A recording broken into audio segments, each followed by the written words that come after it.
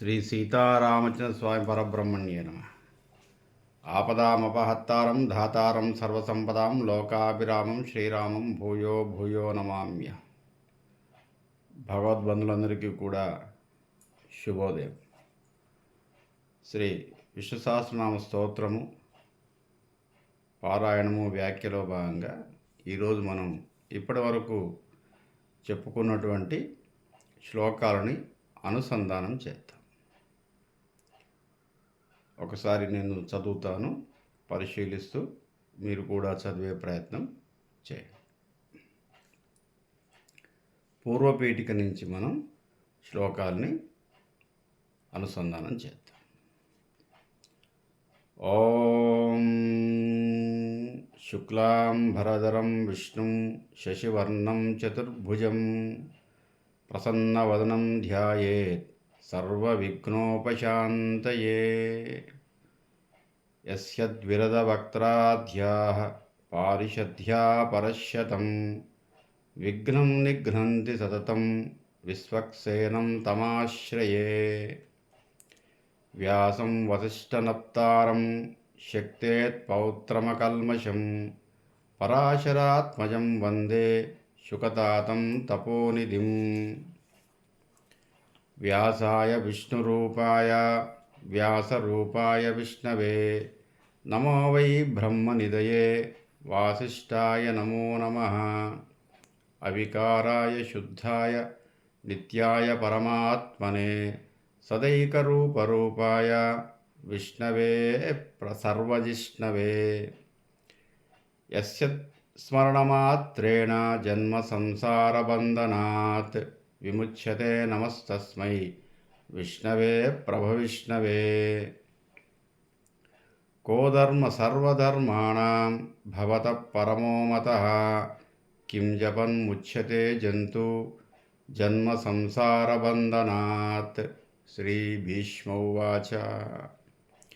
జగత్ప్రభుం దేవదేవం అనంతం పురుషోత్తమం స్తువన్నామ సహస్రేణ పురుషః సతతో స్థితః.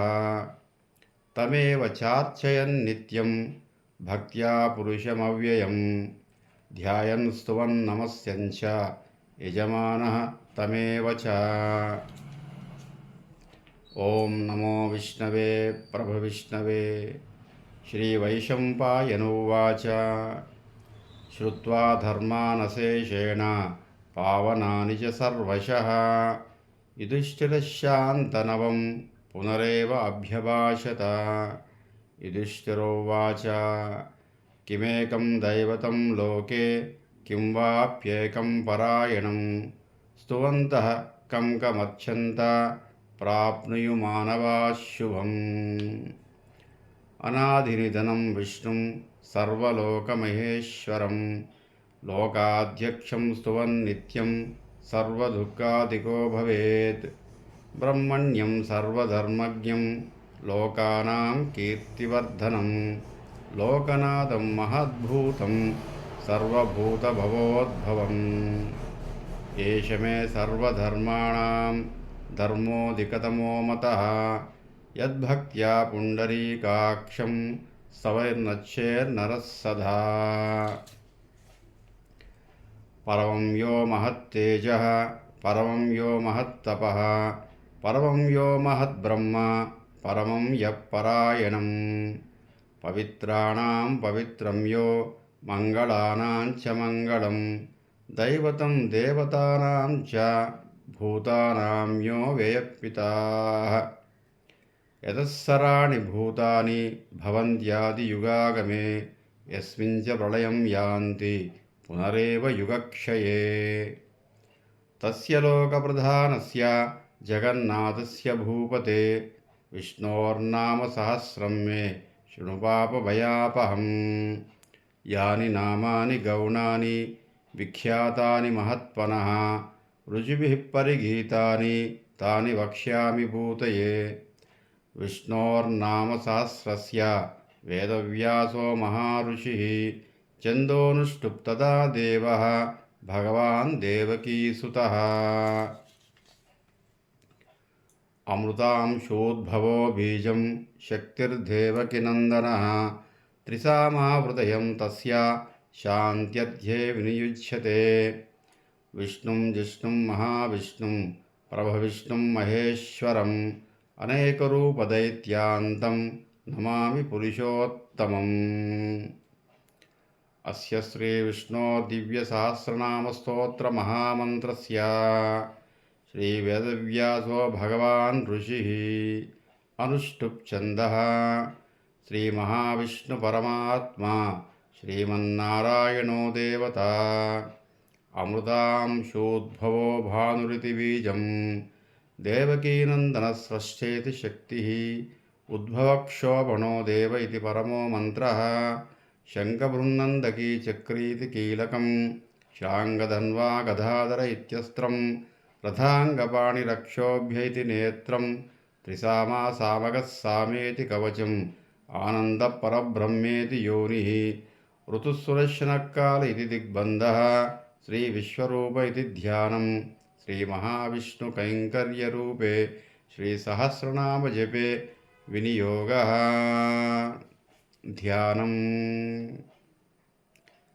క్షీరోదన్వత్ప్రదేశే శుశిమణివిలసత్సైకతై మౌక్తికానాం మాలాక్లుప్తాసనస్థః స్ఫటికమణినిభై మౌక్తికైర్మండితాంగాః శుభ్రైరభ్రైరదభ్రైరుపరి విరచితై యుక్తపీయూషవర్షైః. ఆనందేన పునీయాత్ అరినలినగదా శంఖపాణిర్ముకుందః. భూపాదౌ యస్య నాభిర్య దసురనిలచ్ఛంద్రసూర్యౌ చ నేత్రే కర్ణావాసా శిరోధ్యౌ ముఖపవిదహనో యస్య వాస్తేయమబ్ధిః. అందస్తం యస్య విశ్వం సురనరఖగో భోగి గంధర్వదైత్యైః. చిత్రం రమ్యతే త్రిభువనవపుషం విష్ణుమీశం నమామి. శాంతాకారం భుజగశయనం పద్మనాభం సురేశం విశ్వాకారం గగనసదృశం మేఘవర్ణం శుభాంగం లక్ష్మీకాంతం కమలనయనం యోగిరుద్ధ్వానగమ్యం వందే విష్ణుం భవభయహరం సర్వలోకైకనాథం. మేఘశ్యామం పీతకౌసేయవాసం శ్రీవత్సాంకం కౌస్తుభోద్భాసితాంగం పుణ్యోపేతం పుండరీకాయతాక్షం విష్ణుం వందే సర్వలోకైకనాథం. సశంఖచక్రం సకిరీటకుండలం సపీతవస్త్రం సరసీరుయేక్షణం సహారవక్షస్థలశోభికౌస్తుభం నమామి విష్ణుం శిరతా చతుర్భుజం. హరి ఓం.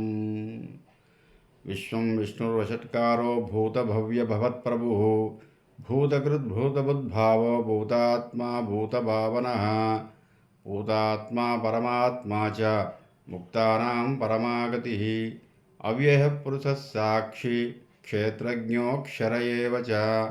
యోగో యోగవిదాన్నేత ప్రధానపురుషేశ్వరः. నారసింహవపుః శ్రీమాన్ కేశవः పురుషోత్తమः. సర్వశర్వశివస్థాణుః భూతాదిర్నిధిరవ్యయः. సంభవో భావనో భక్త ప్రభవప్రవరీశ్వరः. స్వయంభూ శంభురాదిత్యః పుష్కరాక్షో మహాస్వనః. అనాదినిధనో ధాత విధాతా ధాతురుత్తమः. అప్రమేయో వృషీకేశः పద్మనాభో మరప్రభుః. విశ్వకర్మా మనస్వష్ట సవిస్తస్థవిరో ధ్రువः. అగ్రాహ్య శాశ్వతకృష్ణో లోహితాక్షప్రదర్ధనः. ప్రభూతస్త్రిగకుంధామ పవిత్రం మంగళం పరం. ఈశానప్రాణదప్రాణో జ్యేష్ఠశ్రేష్ఠప్రజాపతిः. హిరణ్యగర్భో భూగర్భో మాధవో మధుసూదనः. ఈశ్వరో విక్రమీ ధన్వీ మేధావీ విక్రమక్రమः. అనుత్తమో దురాదర్శः కృతజ్ఞకృతిరాత్మవాన్. సురేశశరణం శర్మః విశ్వరేతా ప్రజాభవः.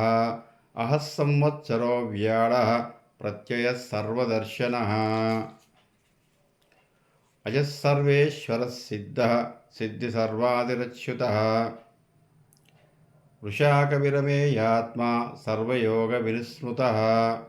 వసుర్వసుమనా సత్య సమ్మాత్మా సంవితః సమః అమోఘ పుండరీకాక్షో వృషకర్మా వృషాకృతి రుద్రో భవిషిరా బభ్రుః విశ్వయోనీషు శుశ్రవాః అమృతశాశ్వతస్థాణుః వరారోహో మహాతపాః సర్వగః సర్వవిద్వాను విశ్వక్సేనో జనార్దనః వేదో వేదవిదవ్యంగో వేదాంగో వేదవిత్కవిః లోకాధ్యక్షస్తురాధ్యక్షో ధర్మాధ్యక్షకృతాకృతః చతురాత్మా చతుర్యూహ చతుర్ద్రంష్టచతుర్భుజः బ్రాజిష్ఠుర్భోజనం భోక్త సవిష్ణుర్జగదాదిజः అనఘో విజయీ జేత విశ్వయోని పునర్వసుః ఉపేంద్రో వామనప్రాంశుః అమోఘశుచిరూర్జితः అతీంద్రసంగ్రహస్తర్గో ధృతాత్మా నియమో యమయः వేద్యో వైద్యస్సదా యోగి వీరः మాధవో మధుః అతీంద్రియో మహామాయో మహోత్సాహో మహాబలः మహాబుద్ధిర్మహావీర్యో మహాశక్తిర్మహాద్యుతిः అనిర్దేశ్య వపుః శ్రీమాన్ అమేయాత్మా మహాద్రిధృత్ మహేశ్వాసో మహీభర్త శ్రీనివాసः సదాంగతిः అనిరుద్ధసురానందో గోవిందో గోవిదాంపతిः మరీచిర్ధమనో అంశः సువర్ణో భుజగోత్తమः హిరణ్యనాభసుతప పద్మనాభ ప్రజాపతిः అమృత్యుః సర్వదృక్సింహ సంధాతా సంధిమాన్ స్థిరः అజోనుదుర్మర్శనశాస్త విశ్రుతాత్మా సురార్యః గురుగురుతమో ధామః సత్యః సత్యపరాక్రమः నిమిషో నిమిషస్వగ్రి వాచస్పతి రుదారధి అగ్రణీ గ్రామణీ శ్రీమాన్ న్యాయో నేతా సమీరణः సహస్రమూర్ధ విశ్వాత్మా సహస్రాక్ష సహస్రపాత్. ఇక్కడి వరకు మనం చెప్పుకున్నాము. రేపటి నుంచి మరో శ్లోకాన్ని ప్రారంభిద్దాం. Shri Kodandarama YouTube channel subscribe చేయండి, లైక్ చేయండి, షేర్ చేయండి. ఒక్కసారి మీ స్టేటస్లో పెట్టుకోండి. మీ మిత్రుల యొక్క బంధువుల యొక్క గ్రూపులో పెట్టే ప్రయత్నం చేయండి. నన్ను ఆశీర్వదించండి. కోదండరామ యూట్యూబ్ ఛానల్ సామాజిక వ్యాఖ్య మాత్రమే చేయబడుతుంది. అంటే పూర్తి ఆధ్యాత్మికమైనటువంటి విషయాలు కాదు. అంటే ఆధ్యాత్మికతలో ఉన్నటువంటి శాస్త్రీయతను పరిశీలిస్తూ చెప్పే వ్యాఖ్యానం. నిజంగా మన మంత్రాలకు అంత శక్తి ఉందా?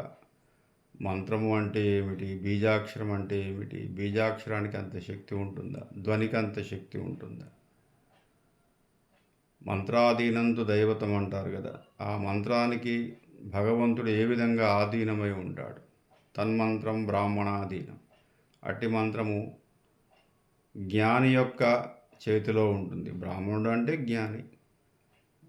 ఏ స్థాయిలో ఉన్నా కూడా హయ్యెస్ట్ విజ్ఞానం కనుక, నాలెడ్జ్ కనుక ఉందంటే అతను బ్రహ్మ అని పిలవచ్చు. బ్రహ్మస్థానం అంటారు. ఎక్కడ హయ్యెస్ట్ స్థానం ఉంటుందో దాన్ని బ్రహ్మస్థానం అంటారు. వారి ఆధీనంలో మంత్రం ఉంటుంది. మంత్రాధీనంతో దైవతం అని చెప్తారు. కాబట్టి ఇదంతా కూడా కొన్ని వేల లక్షల సంవత్సరాలుగా వస్తున్నటువంటి పరంపర. దీంట్లో నిజానిజాలను మనం పరిశీలిస్తూ చేసేటటువంటి ఒక ప్రేయర్, అంటే ప్రేయర్కి అంత శక్తి ఉంటుందా, ప్రార్థనకు అంత శక్తి ఉంటుందా అని మనం పరిశీలిస్తూ చెప్పుకునేటువంటి వ్యాఖ్యానం. దీని తర్వాత మనం అమ్మవారిది అని కూడా అనుకున్నాం. లలితా సహస్రనామ స్తోత్రాన్ని వ్యాఖ్యానం చేయాలని అనుకుంటున్నాను. అమ్మవారి దయ వల్ల అది కూడా ప్రారంభిస్తాను. దీని తర్వాత ఇంకా ఈ మధ్యలో వచ్చేటటువంటి పండగలు, పర్వదినాలు, విశేషాలు, ఆ తర్వాత ధర్మ సందేహాలు, తర్వాత ఆచార వ్యవహారంలో ఉన్నటువంటి అనుమానాలు, ఇవన్నీ కూడా నివృత్తి చేసుకుంటూ మనం ఏ పండుగకి ఎంత ప్రాధాన్యత ఉంటుంది, దాని వెనుక శాస్త్రీయత ఎంత ఉంటుంది, అనేక నమ్మకాలు మనకు మన కల్చర్‌లో ఉన్నాయి. ఈ నమ్మకాల వెనుకున్నటువంటి శాస్త్రీయత. ఎందుకు ఆ విధంగా ఆ విషయాన్ని మనం అలా నమ్మాలి? పెద్దలు ఎందుకు నమ్మారు? అలాంటి విషయాలను కూడా చర్చిస్తూ మనం అదేవిధంగా జ్యోతిష్ శాస్త్ర సంబంధమైనటువంటి విషయాల్ని ఆహ్, సందర్భానుసారంగా చెప్పే ప్రయత్నం చేస్తాను. పంచాంగ విషయాలు ఒకటేమిటి శాస్త్రబద్ధమైనటువంటి విషయాలు అంటే మూఢనమ్మకాలు కాకుండా అంటే బ్లైండ్‌గా మనం దేన్ని నమ్మటానికి వీల్లేదు. అంటే వేల మంది, లక్షల మంది నమ్మి ఏ విధంగా ఎందుకు చెప్తున్నారు? ఏదో ఒక్కరిద్దరు చెబుతారు. కానీ లక్షల మంది వేల సంవత్సరాలుగా ఇది ఆచరించండి, ఇది నిజము, ఇది నిజము అని చెప్పేసి మన పెద్దలందరూ ఎందుకు చెబుతున్నారో ఒకసారి పరిశీలించి మనం దానికి సంబంధించినటువంటి పూర్తి సమాచారంతో మనం ఏదైనా చేయాలి. అశాస్త్రీయంగా ఏది చెప్పడానికి వీల్లేదు. అజ్ఞానంగా ఏది నమ్మటానికి వీల్లేదు. మనం నమ్మటానికి కావలసినటువంటి కారికలు అంటే కారణాలు ఏమైనా ఉన్నాయా? లేదా నమ్మకపోవడానికి ఏమైనా కారణాలు ఉన్నాయా? ఏదైనా ఒకటి. ఆ విధంగా పరిశీలిస్తూ మనం ముందుకెళ్ళే ప్రయత్నం చేద్దాం. నా నేర్చిన భంగి చెప్పినట్టుగా నా పరిధిలో ఉన్నటువంటి నాకు మా గురువులు చెప్పినటువంటి కొంత పరిజ్ఞానాన్ని అనుసరించి చెప్పే ప్రయత్నం చేస్తున్నాను. నన్ను నా మిత్రులందరూ కూడా ఆశీర్వదిస్తున్నారు. నా శ్రేయోభిలాషులు, నా బంధువులందరూ కూడా నన్ను ప్రోత్సహిస్తున్నారు. చాలా చాలా సంతోషం. అలాగే మీ ప్రోత్సాహంతో, మీ అభిమానంతో ఇంకా అనేక శాస్త్ర సంబంధమైన విషయాలు సామాజిక స్పృహను కలిగిస్తూ సమాజానికి ఏ విధంగా మనకు అవి ఉపయోగపడతాయి. మంత్రశాస్త్రం అనగానే, స్తోత్రాలు అనగానే ఏదో వెనకట చదివేవాళ్ళు. అప్పుడెప్పుడో ఋషులు చదివే అవన్నీ కూడా మనకెందుకులే. ఇంత టెక్నాలజీ రంగంలో మనం ఇంత సాధించాం కదా, ఇవన్నీ ఇప్పుడు అవసరమా? ఇప్పుడు వీటి వల్ల ఏమైనా ప్రయోజనం ఉందా? ఓకే, డౌట్ రావటము కరెక్టే. ప్రశ్న నుంచే మనకు విజ్ఞానం పుడుతుంది. దాంట్లో ఎటువంటి సందేహం లేదు. ప్రశ్నిస్తూనే ముందుకెళ్ళాలి. ప్రశ్నించకపోతే మనకి ఇంత విజ్ఞాన శాస్త్రం అభివృద్ధి చెందేది కాదు. అట్లాగే మనకు పూర్వులు చెప్పిన వాటి మీద ప్రశ్నలు వేసుకుంటూ తెలియనప్పుడే కదా ప్రశ్నలు అడుగుతా. తెలిస్తే ఎందుకు అడుగుతా? కాబట్టి ప్రశ్నలు వేస్తూ వేస్తూ వేస్తూ సమాధానాలు వెతుకుతూ, ఎందుకంటే వీటికి సమాధానాలు చెప్పేవాళ్ళు కూర్చోబెట్టి చెప్పేవాళ్ళు ఎవరు లేరు. అంటే అప్పటి ఎడ్యుకేషన్ సిస్టమ్ అంతా పోయింది. గురుగారు వేదంలో ఈ డౌట్ ఉంది, లేదా పురాణాల్లో ఈ డౌట్ ఉంది, లేకపోతే ఇతిహాసంలో ఈ డౌట్ ఉంది, అష్టాదశ పురాణాల్లో ఈ డౌట్ ఉంది, మీమాంస శాస్త్రంలో ఈ డౌట్ ఉంది, తర్కశాస్త్రంలో ఈ డౌట్ ఉంది అంటే చెప్పేవాళ్ళు ఉన్నారు అప్పుడు. ఎందుకంటే వాళ్ళకి హయ్యర్ ఎడ్యుకేషన్ అది అప్పుడు. కానీ ఇప్పుడు చెప్పేవాళ్ళు ఎవరు లేరు. కాబట్టి మనకు ప్రశ్నగానే మిగిలిపోద్ది. అట్లా మిగలటానికి వీల్లేదు.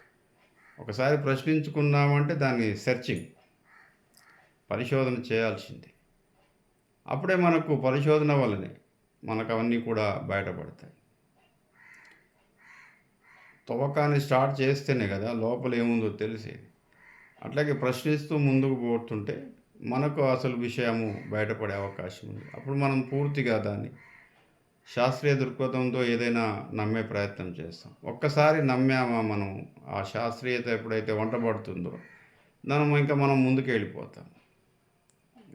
ఇదంతా కూడా ఓకే. మనకెందుకంటే ఇప్పుడు రెండెక్కం రాకముందు ఇబ్బంది పిల్లగానికి. రెండెక్కం వచ్చిందనుకో 3 ఎక్కం 4 ఎక్కం వస్తూనే ఉంటుంది వాడికి. అంటే అట్లా అట్లా ప్రారంభిస్తూ ఇవి ఎందుకు చదవాలో వాడికి అప్పుడే తెలియదు. ఈ 20 ఎక్కాలు చెబుతూ ఉన్నారు 1వ తరగతిలో, వాడికి అంతా అప్పుడు అవగాహన ఉండదు. ఏదో చెబుతున్నారు గురువుగారులు, మనం చదవాలి. అట్లాగే 2 ఎక్కం వచ్చిందనుకోండి 3, 4 పెద్ద శ్రమించాల్సిన అవసరం లేదు. కానీ అప్పుడే వానికి 2 ఎక్కం ఎందుకు చదవాలి అని కనుక ప్రశ్నిస్తే అప్పుడు మనం చెప్పడం ఇబ్బంది అయింది ఆ స్థాయికి. ఒరే ఇది ఏంటి చదువురా నాయన, ఇవి వస్తేనే పెద్ద పెద్ద లెక్కలు వస్తాయిరా బాబు, ముందు ఇదైతే చదవాలి నువ్వు, ఇది నోటికి రావాలి. మనకు చెప్పే గణిత శాస్త్రం అంతా కూడా ఈ ఎక్కాల మీద ఆధారపడిందని చెప్తూ వాడిని ముందుకు తీసుకెళ్తుండాలి. అప్పుడు ఎందుకు చదవాలి ఈ ఆలు, ఈ 56 అక్షరాలు ఎందుకు చదవాలి, కాగుడింతం ఎందుకు చదవాలి, వాడికి అవగాహన ఉండదు. అనేక రకాల ప్రశ్నలు వాడిని తొలుస్తూ ఉంటాయి. చెప్పేవాడు కూడా ఎవడు లేడు వాడికి. ఎందుకు చదవాలంటే చదవాలని చెబుతారంతే. అట్లాగే మనం ఒకటి ప్రారంభం చేస్తే దానికి సంబంధించిన విషయాలను ఆకలింపు చేసుకుంటూ దీని మీద ఆధారపడి ఇంకోటి, దీని మీద ఆధారపడి ఇంకోటి, అట్లా ఒకటో తరగతి మీద ఆధారపడి 2, 2, 3, 4, 9 మీద ఆధారపడి 10, 10 తర్వాత ఏదో ఇంటర్మీడియట్, దాన్ని ఆధారపడి ఏదో బీటెక్, బీటెక్ ఆధారపడి ఎంఎస్. కానీ ఇప్పుడు 4వ తరగతిలోనే ఎంఎస్ గురించి వాడు అడిగాడు అనుకో, మనం చెప్పడం ఇబ్బంది అయింది. చదువుతూ వెళ్ళిపోతాడు. ఇలా లక్ష్యాన్ని సాధిస్తాం ఎప్పుడో ఒకప్పుడు. ఓహో, నేను ఎంఎస్ చేయడం కోసం 3వ తరగతి నుంచి, 2వ తరగతి నుంచి, 1వ తరగతి నుంచి చదవాల్సి వచ్చింది. ఈ 20 ఏళ్ళు చదివితేనే తప్ప నేను ఎంఎస్కి వచ్చాను. అప్పుడు అర్థమవుద్ది వాడికి. అందుకే మా గురువుగారు వాళ్ళ నుంచి నాకు చెప్పుకొచ్చారు.